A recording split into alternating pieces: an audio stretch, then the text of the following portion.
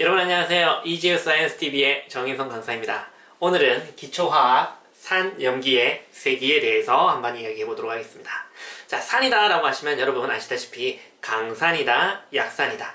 염기에도 강염기다, 약염기다 이렇게 구별하는 것이 있는데, 자, 이렇게 강하다, 약하다 라고 하는 기준은 무엇에 의해서 결정이 되면서 또 어떻게 판단을 하는지 그걸 한번 이야기 한번 해보도록 할게요.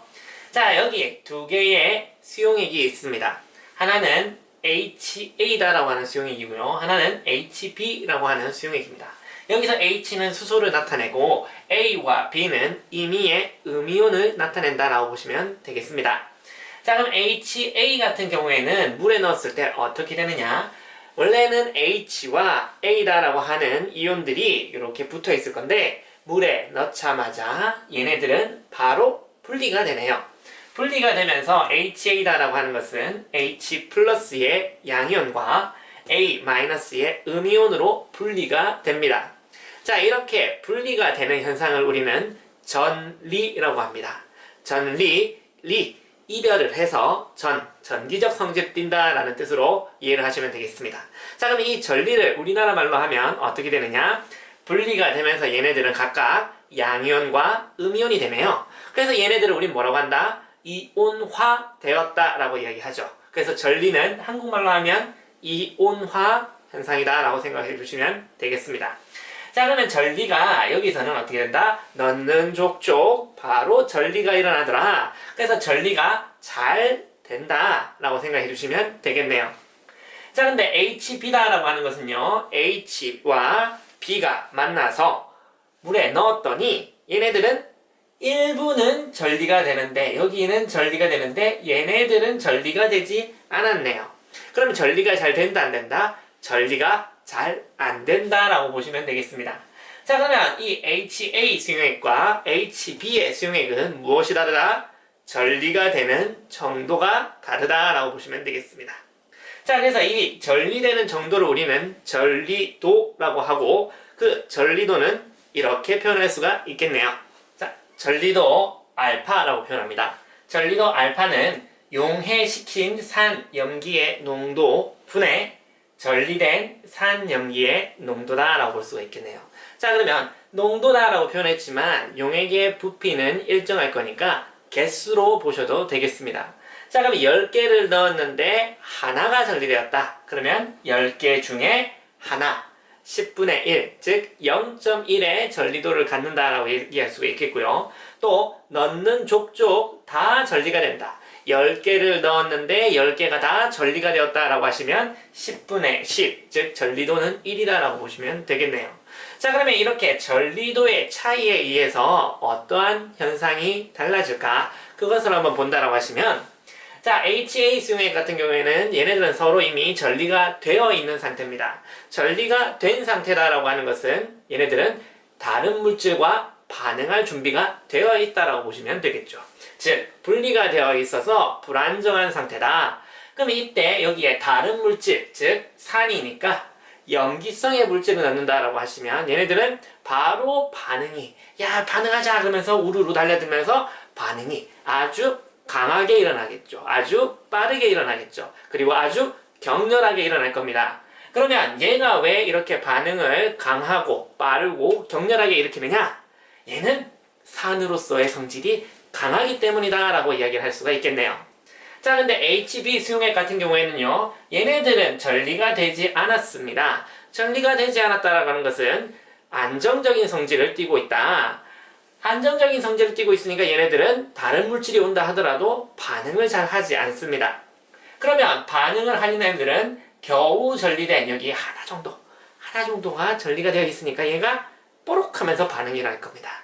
그러면 다른 물질을 넣었을 때 반응하는 정도는 어떻게 느껴질까요? 반응이 약하겠죠. 그리고 반응이 천천히 일어나겠죠. 그리고 반응이 아주 온화하게 느슨하게 이렇게 일어날 겁니다. 자, 느긋하게 반응이 일어날 거니까 얘네들은 어떻다? 산으로서의 성질이 약하다, 약산이다 이렇게 얘기할 수가 있습니다. 자, 그러면 산의 성질이 강하고 약하다라고 볼 수가 있으니까 여기 HA같이 전리도가 높은 애들은 강산, 전리도가 낮은 산들을 약산이다라고 볼 수가 있겠네요. 자, 이렇게 전리도의 세기에 따라서 강산과 약산을 나눌 수가 있습니다. 자, 그러면 강산과 약산, 강염기와 약염기의 정의를 정확히 알아보고 대표적인 예들을 한번 알아보도록 하겠습니다. 자, 강산이다라고 하는 것은요, 수용액에서 대부분이 전리가 되죠. 그래서 H 플러스를 많이 내놓습니다.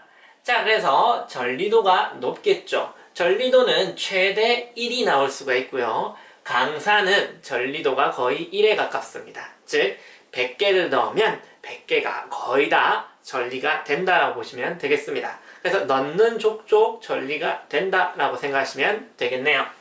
자, 대표적인 예는 HCl, 염산이죠. HCl, 염화수소 기체를 물에 녹인 것을 우리는 염산이다라고 합니다.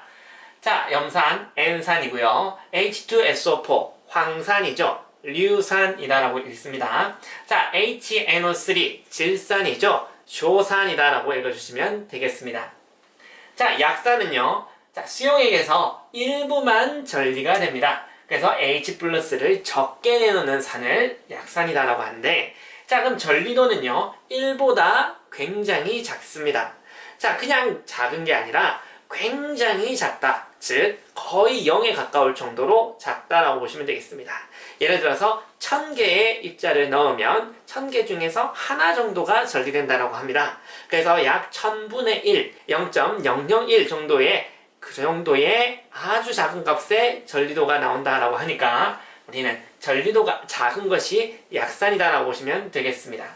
대표적인 약산의 예는요, H2CO3, 탄산이죠. 탄산 그대로 읽어주시면 되겠습니다. CH3COOH, 아세트산이다라고 하고 일본어로는 삭산이다라고 읽어주시면 되겠습니다. 자, 강염기는요, 자, 내용은 비슷합니다.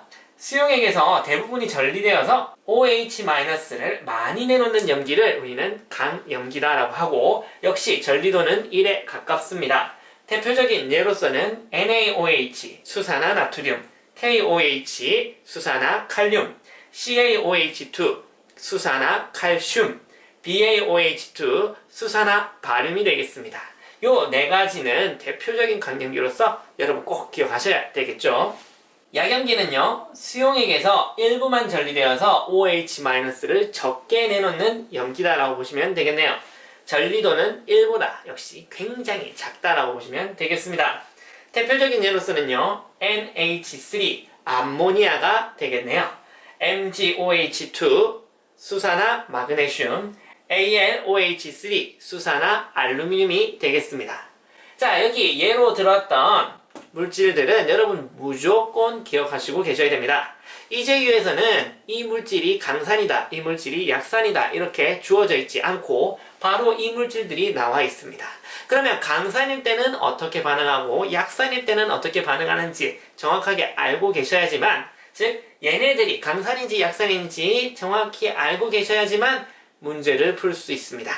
그렇기 때문에 최소한 선생님이 여기 칠판에 적어둔 이 물질들은 구별을 하실 수 있게 여러분들 꼭 연습해 주셔야 되겠습니다.